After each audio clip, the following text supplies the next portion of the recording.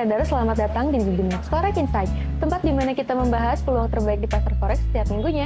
Saya Anissa, host Anda kali ini, dan telah hadir bersama kita Miss Melina, seorang trader sekaligus analis profesional dari Binex, dan kita bakal kupas tuntas bagaimana dampak berita-berita ini terhadap market.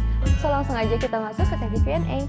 Pertanyaan pertama, bagaimana dampak core retail sales dan juga retail sales Amerika Serikat terhadap pergerakan USD di minggu ini, Miss? Oke, data core retail sales dan retail sales Amerika Serikat rilis Selasa malam dengan proyeksi 0,4%, sedikit lebih rendah dari periode sebelumnya.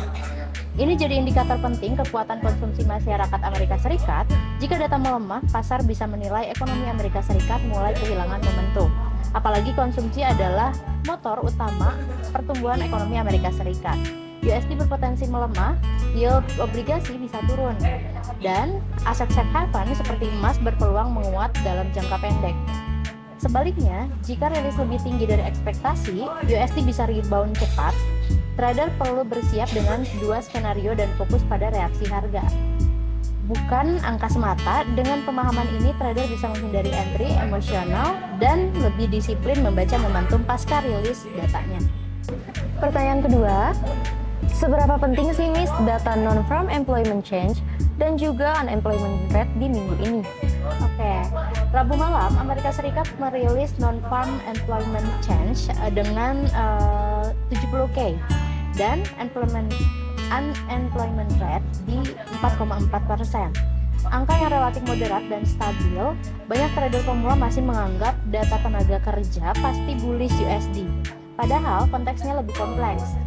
Jika penambahan tenaga kerja melambat atau penganggurannya naik, pasar bisa berspekulasi bahwa The Fed akan lebih dovish menekan USD dan mendorong emas naik.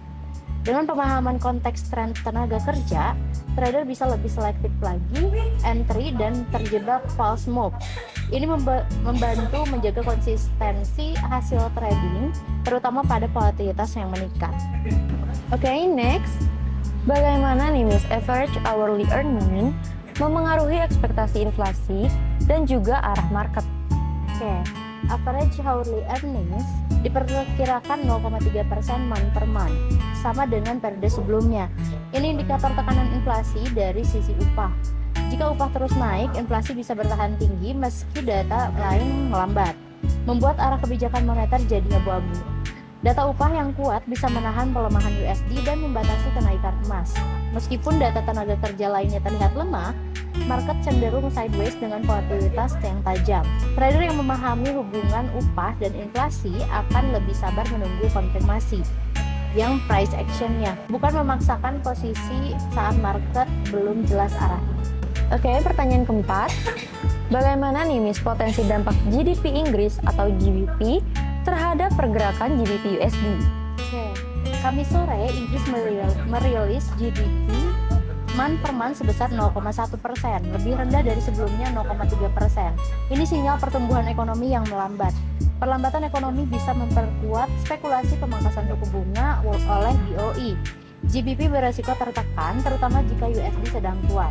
Namun, jika USD melemah dari data Amerika Serikat, GBP USD bisa bergerak mix dan tidak trending jelas. Trader perlu memahami koreksi dua mata uang ini, bukan hanya satu sisi. Ini membantu menentukan posisi yang lebih aman dan menghindari overtrade. Oke, next. Mengapa nih Miss CPI Amerika Serikat menjadi data yang paling krusial di minggu ini untuk emas? Oke, Jumat malam CPI Amerika Serikat rilis dengan proyeksi core CPI 0,3%, CPI year per year 2,5%, lebih rendah dari sebelumnya yang 2,7%. Inflasi yang melandai membuka ruang spekulasi pemangkasan suku bunga lebih cepat.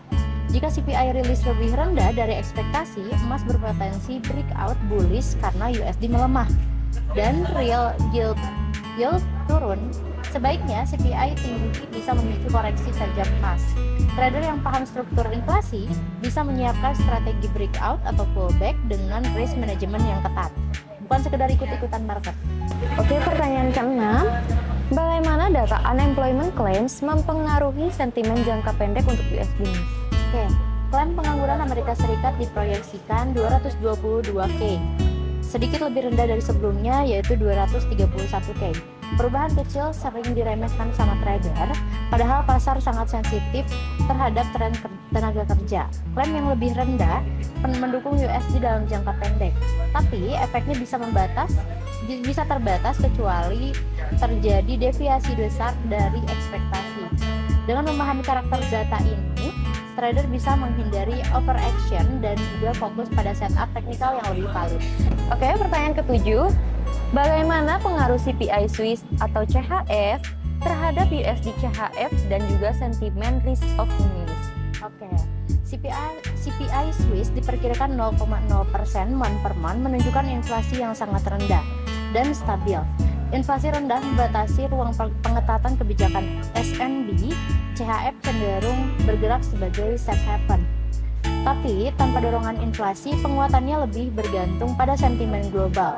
Bukan data domestik, trader bisa memanfaatkan CHF sebagai alat konfirmasi sensitif risk off, bukan hanya sebagai instrumen spekulasi utama.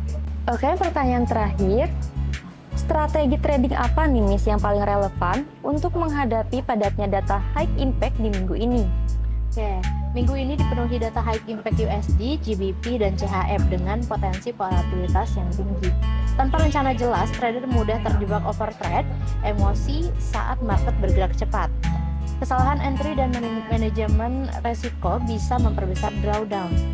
Meski analisis awal sudah benar, dengan fokus pada manajemen resiko, menunggu konfirmasi price action, dan memahami konteks fundamental, trader bisa menjadikan volatilitas sebagai peluang, bukan ancaman. Oke, itu tadi kesimpulan dari pembahasan kita kali ini. Semoga dari apa yang sudah kita bahas bisa bermanfaat untuk plan trading Bapak Ibu di minggu ini. Happy trading!